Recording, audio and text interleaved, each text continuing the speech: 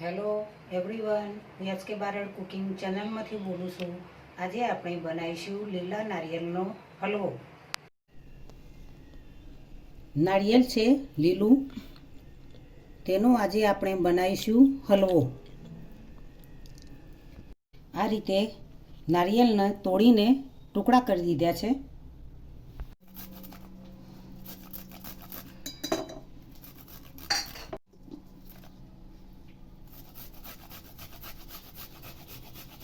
આ રીતે છીણ કરીશું.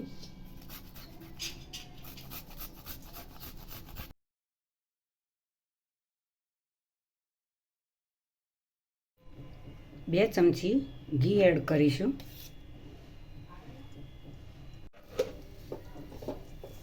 તે શેકતા જઈશું.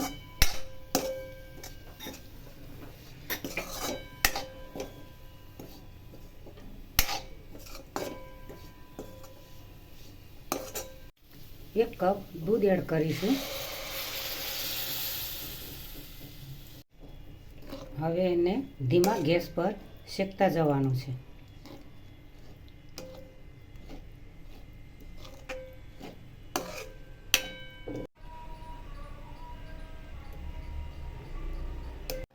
આ રીતે ધીમા ગેસ પર હલાવતા જઈશું.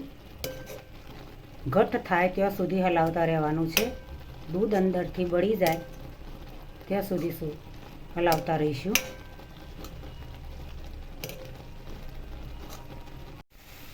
એક વાટકી ખોડ એડ કરીશું.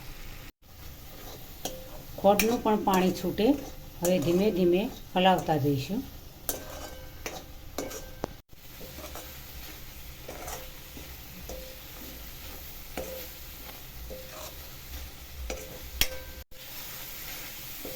અને આ રીતે તમે ડાયરેક્ટલી ખોડ નાખીને પણ હલવો બનાવી શકો. સરસ એવો મસ્ત મીઠો ટેસ્ટી બનાવવાનો છે.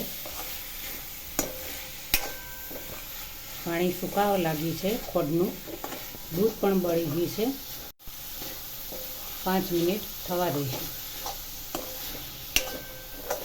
હલાવ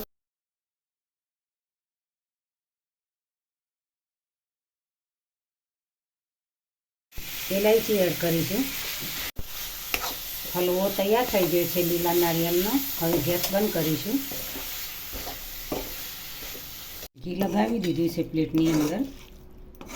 હવે તેમાં લીલા નારિયેળનો હલવો સર્વ કરીશું. હલવો તૈયાર થઈ ગયો છે. ગાર્નિશિંગ માટે ડ્રાયફ્રૂટ એડ કરીશું.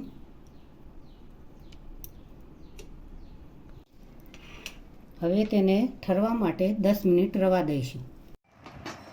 પીસ કરીશું.